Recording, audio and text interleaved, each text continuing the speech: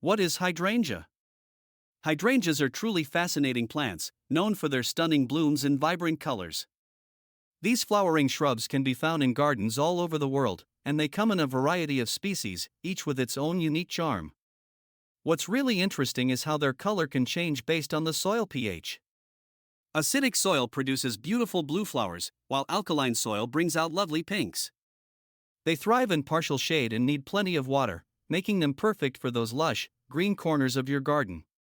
Plus, their large, round flower heads can create a dramatic focal point, whether in a bouquet or as a standalone feature. With their rich history and symbolism of gratitude and understanding, hydrangeas are not just pretty, they carry meaning, making them a beloved choice for many gardeners. What is the smallest hydrangea? The smallest hydrangea is the mini penny hydrangea, a delightful little gem that typically grows to just about 2 feet tall. This compact beauty is perfect for small gardens or container planting. With its lush green leaves and stunning pink or blue blooms, it adds a pop of color without overwhelming your space. What's fascinating is that its flowers can change color based on the soil pH. Acidic soils yield blue flowers, while alkaline soils produce pink ones. Mini penny thrives in partial shade and is relatively low maintenance, making it an ideal choice for both novice and experienced gardeners. Plus, its petite size means you can enjoy its beauty even in the tiniest of urban gardens. What does a hydrangea symbolize? Hydrangeas are fascinating flowers, rich in symbolism and meaning. They often represent gratitude, grace, and beauty. In Japan, they symbolize heartfelt emotion and are associated with apologies, making them a thoughtful gift in times of reconciliation.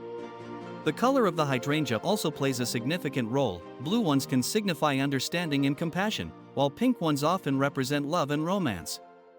Interestingly, the soil's pH can change their color, reflecting the idea that our environment shapes who we are.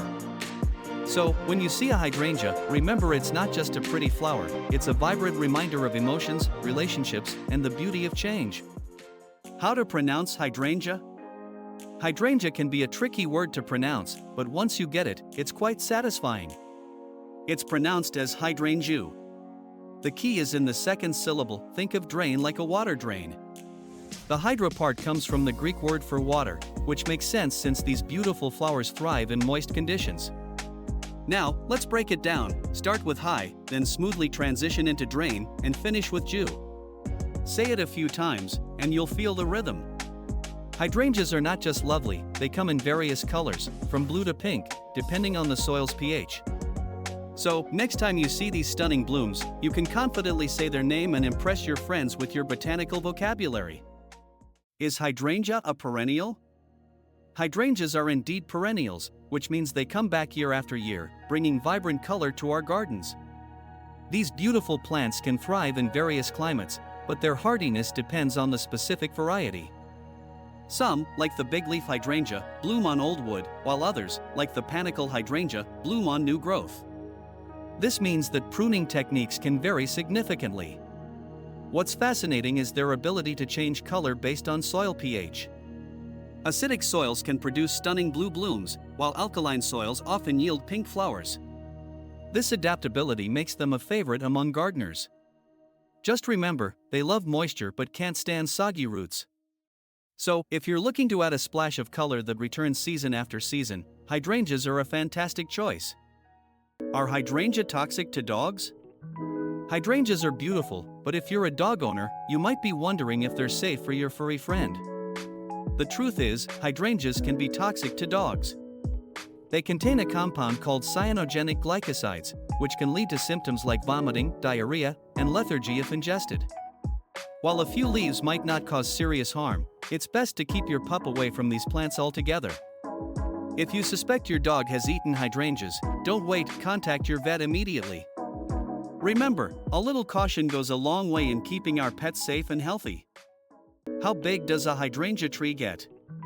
Hydrangea trees, also known as tree hydrangeas, can really make a statement in any garden. Typically, they grow to about 6 to 10 feet tall, but with the right care, some can reach up to 15 feet. Their wide, lush canopies can spread about 6 to 8 feet wide, creating a beautiful, rounded shape. What's fascinating is that they bloom on new wood, so you can prune them in late winter or early spring to encourage even more growth and larger flowers. These trees thrive in well-drained soil and prefer a bit of afternoon shade to protect them from the harsh sun. With their stunning white blooms that can turn pink as they age, they not only add height but also a touch of elegance to your landscape. So, if you're looking to add a showstopper to your garden, a hydrangea tree might just be the perfect choice. Does hydrangea smell good?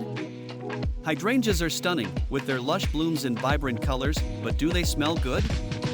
Surprisingly, the answer is a bit nuanced. While some flowers are known for their intoxicating fragrances, hydrangeas are more about visual appeal. Their scent is subtle, often described as fresh and slightly sweet, but it's not overpowering. In fact, many people might not even notice it unless they're up close. This lack of a strong fragrance can be a plus for those who prefer a garden that's easy on the nose. Interestingly, the scent can vary depending on the variety and the environment. Some types, like the PG hydrangea, can have a more pronounced aroma, especially when they're in full bloom. So, while hydrangeas may not be the go-to for fragrance lovers, their beauty more than makes up for it. They create a stunning backdrop in any garden, and sometimes, that's all you need. What zone does hydrangea grow in? Hydrangeas are truly captivating plants, but knowing where they thrive is key to their success in your garden. Most hydrangeas prefer USDA hardiness zones 3 to 9. That means they can handle a range of climates, from the chilly winters of the Northeast to the warmer, more temperate regions of the South. For instance, the popular macrophylla, or bigleaf hydrangea, loves zones 5 to 9, while the robust paniculata can flourish in zones 3 to 8. It's fascinating how these plants adapt, some even change color based on soil pH. Acidic soils yield stunning blues, while alkaline soils bring out vibrant pinks. So, when planning your garden, consider your zone carefully. With the right conditions, hydrangeas can transform your space into a lush, colorful haven. How to care for hydrangea in fall. As the leaves start to turn, it's time to give our hydrangeas some love before winter sets in. First, I make sure to prune any dead or damaged stems. This helps the plant focus its energy on healthy growth. Next, I give them a good drink of water, especially if the fall has been dry. Hydrangeas love moisture, and this helps them prepare for the cold. Then, I add a layer of mulch around the base. This not only keeps the roots warm but also retains moisture. If you have bigleaf hydrangeas, consider wrapping them in burlap for extra protection against harsh winds. Finally, I always check for pests or diseases. A little prevention goes a long way. With these steps, my hydrangeas will be ready to bloom beautifully come spring. How to protect hydrangea from deer. Deer can be relentless when it comes to munching on hydrangeas. To protect these beautiful blooms, start by using physical barriers. A simple fence, at least 4 feet high, can work wonders. If that feels too daunting, consider using deer netting or garden fabric to shield your plants. Next, think about scent deterrence. Spraying a mixture of water and dish soap can make your hydrangeas less appealing. You can also try using predator urine, which is available at garden centers. It sounds odd, but it can really keep those deer at bay. Planting deer-resistant companions, like lavender or marigolds, can also help. They'll distract the deer while your hydrangeas thrive. Lastly, regular maintenance is key. Trim back any overgrowth that might provide cover for deer. With these strategies, you can enjoy your hydrangeas without the worry of deer snacking on them. How to collect hydrangea seeds. Collecting hydrangea seeds is a rewarding process that allows you to propagate these beautiful plants. First, wait until the blooms have faded and the seed heads turn brown. This usually happens in late summer to early fall. Gently cut the seed heads from the plant, making sure to leave a few inches of stem for easier handling. Next, place the seed heads in a paper bag and let them dry in a cool, dark place for about 2 weeks. Once they're dry, you can easily shake the bag to release the seeds. Be careful, as they can be quite tiny. Store the seeds in a labeled envelope in a cool, dry location until you're ready to plant them in the spring. With a little patience and care, you'll have new hydrangeas blooming in your garden before you know it. Can hydrangea grow indoors? Hydrangeas can indeed thrive indoors, but they do require some special care. First, they love bright, indirect sunlight, so placing them near a window is ideal. However, avoid direct sunlight, as it can scorch their leaves. Watering is crucial, keep the soil consistently moist but not soggy. Hydrangeas are thirsty plants, so check them regularly. Humidity is another factor, they prefer a humid environment, so misting the leaves or using a pebble tray can work wonders. Fertilizing every few weeks during the growing season helps them bloom beautifully. Just remember, they can be a bit temperamental, so if you notice wilting or yellowing leaves, it might be a sign of overwatering or too much sun. With the right conditions, your indoor hydrangeas can flourish and bring a splash of color to your home. When can I put my potted hydrangea outside? I've been eagerly waiting for the right moment to put my potted hydrangea outside. Timing is everything. Ideally, you want to wait until after the last frost. For most regions, that's around late spring. Hydrangeas love warmth, so once nighttime temperatures consistently stay above 50 degrees Fahrenheit, it's go time. I also make sure to choose a spot with partial shade. Too much direct sunlight can scorch those beautiful blooms. And don't forget about watering. Hydrangeas thrive in moist soil, so I check the pot daily.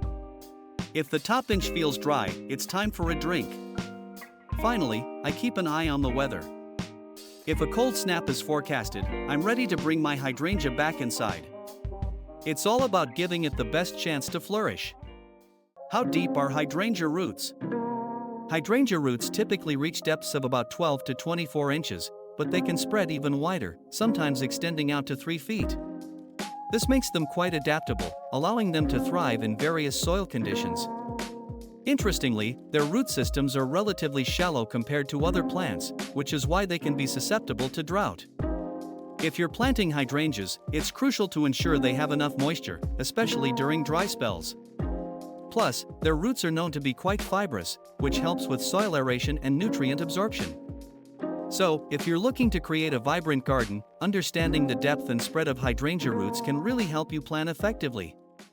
How to deadhead hydrangea? Deadheading hydrangeas is a simple yet rewarding task that keeps your plants healthy and encourages new blooms.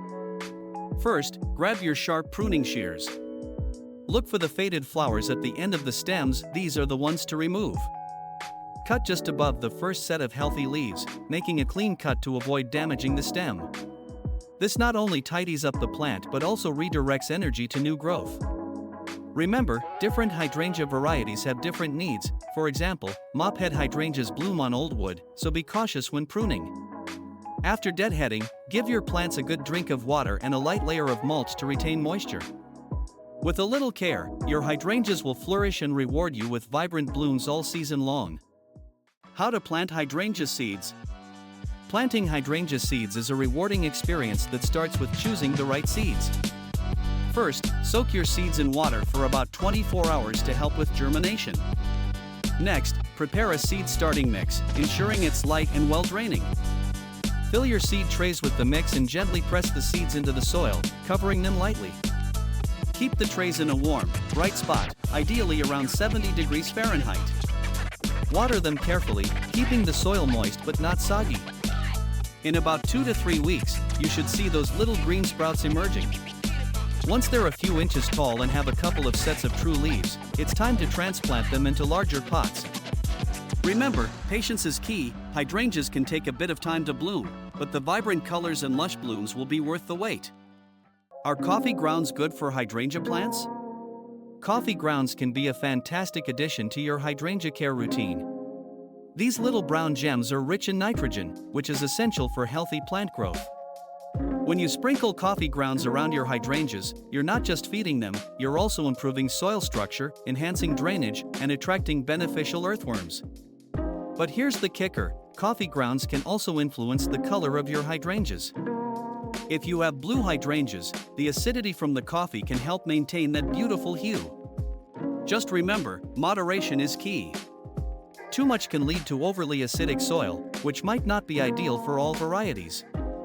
So, mix those grounds into your compost or sprinkle them lightly around the base of your plants, and watch your hydrangeas thrive. What eats hydrangea leaves? Hydrangea leaves are a feast for various garden critters. One of the most notorious culprits is the caterpillar. These little munchers can strip a hydrangea bare in no time, leaving behind just the veins. Then there are slugs and snails, gliding along and leaving their slimy trails while they snack on those tender leaves. And let's not forget about the Japanese beetle, which loves to chomp on hydrangeas, leaving behind a lace-like skeleton of what used to be a lush leaf. Even rabbits can't resist a hydrangea buffet. If you're noticing your plants looking a bit ragged, it might be time to investigate these leaf-loving pests. Keeping an eye out and taking action can help protect your beautiful blooms from becoming a snack. How to transplant a hydrangea. Transplanting a hydrangea is a rewarding task that can breathe new life into your garden. First, choose the right time. Early spring or fall is ideal when the plant is dormant. Start by watering the hydrangea a day before you dig it up. This helps reduce stress on the roots. Next, use a spade to carefully dig around the base, making sure to get a good amount of soil to protect those delicate roots. Aim for a diameter of about 12 to 18 inches around the plant. Once it's out, inspect the roots. If they're tightly bound, gently loosen them to encourage growth in the new spot. Now, pick a new location with well-drained soil and partial shade. Dig a hole that's twice the width of the root ball but just as deep. Place your hydrangea in the center, backfill with soil, and water thoroughly. Finally, add a layer of mulch to retain moisture and keep the roots cool. With a little care, your hydrangea will thrive in its new home. Do rabbits eat hydrangea? Rabbits are curious little creatures, and their diet can be quite surprising. So, do rabbits eat hydrangea? The short answer is no, they shouldn't. Hydrangeas contain compounds that can be toxic to rabbits, potentially causing gastrointestinal issues or even more severe reactions. While they might nibble on a leaf out of curiosity, it's best to keep hydrangeas out of their reach. Instead, rabbits thrive on a diet rich in hay, fresh vegetables like carrots and leafy greens, and the occasional treat of fruit. So, if you're a rabbit owner, stick to safe snacks and let those beautiful hydrangeas bloom in peace. Why is my hydrangea turning green? I've been wondering why my hydrangea is turning green instead of that vibrant blue or pink I was hoping for. It turns out, the color of hydrangeas is influenced by the pH level of the soil. If the soil is more alkaline, you'll see those lovely green hues. But that's not all. Hydrangeas can also change color based on their nutrient levels. A lack of aluminum can lead to less vibrant blooms. And let's not forget about sunlight. Too much can bleach those colors out. So, if your hydrangea is turning green, it might be time to test your soil and adjust the pH. A little tweak here and there can bring back the stunning colors you desire. Is my hydrangea dead or dormant? I've been staring at my hydrangea, and I can't help but wonder, is it dead or just dormant? First, let's look at the branches. If they're brittle and snap easily, that's a bad sign. But if they're flexible, there's hope. Next, check for any green buds. If you see them, your plant is likely just hibernating, waiting for the right moment to burst back to life. Now, the leaves, if they're brown and crispy, that's a red flag. But if they're still intact, even if they look a bit sad, your hydrangea might just be conserving energy. Remember, hydrangeas can go dormant in winter, so don't panic just yet. A little patience and care, and you might just see those beautiful blooms again when spring arrives. Why are my hydrangea leaves curling? I've noticed my hydrangea leaves curling, and it's driving me a bit crazy. First off, it could be a sign of underwatering. Hydrangeas love moisture, so if the soil feels dry, it's time to give them a good drink. On the flip side, overwatering can also cause curling, leading to root rot. It's a delicate balance. Then there's the sun factor. If they're getting too much direct sunlight, those leaves can start to curl up as a defense mechanism. A little shade can work wonders. And let's not forget pests. Aphids and spider mites can wreak havoc, sucking the life out of those leaves. A quick inspection can save the day. Lastly, nutrient deficiencies, especially a lack of nitrogen, can cause curling too. A balanced fertilizer can help perk them right up. So, if your hydrangeas are curling, check the water, light, pests, and nutrients. With a little TLC, they'll be back to their beautiful selves in no time. Why is my hydrangea turning brown? I've been staring at my hydrangea, and it's turning brown, and I can't help but wonder what's going on. First off, it could be a sign of stress. If it's too hot or too dry, those delicate petals can start to wilt and brown. Overwatering is another culprit. Roots need air, and soggy soil can suffocate them. Then there's the pH level of the soil. Hydrangeas love their acidity, and if it's off, it can affect their color and health. Pests like aphids or spider mites might be munching away, leaving those unsightly brown spots. Lastly, it could just be the natural aging process. Sometimes, those blooms just fade as summer ends. So, I've got to keep an eye on watering, check the soil, and maybe even give my plant a little TLC. How to revive hydrangea. If your hydrangea is looking a bit sad, don't worry, it's often easier to revive than you think. First, check the soil moisture. Hydrangeas love water, so give it a good soak if the soil feels dry. Next, prune any dead or wilted stems to encourage new growth. A little fertilizer can work wonders too. Choose one that's high in phosphorus to boost those blooms. If your hydrangea is struggling with sunlight, try relocating it to a spot with morning sun and afternoon shade. Lastly, don't forget to mulch around the base to retain moisture and regulate temperature. With a little care, your hydrangea will bounce back and flourish, bringing vibrant color to your garden. How to make a hydrangea wreath.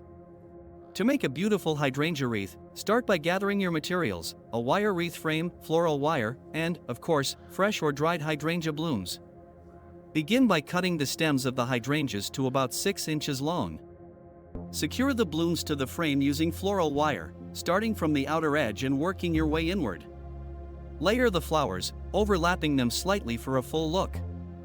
Don't forget to mix in some greenery for added texture. Eucalyptus or ferns work wonderfully. Once you're satisfied with the arrangement, secure everything tightly with more wire. Finally, give it a gentle fluff to ensure it looks lush and inviting. Hang it up and enjoy your stunning creation.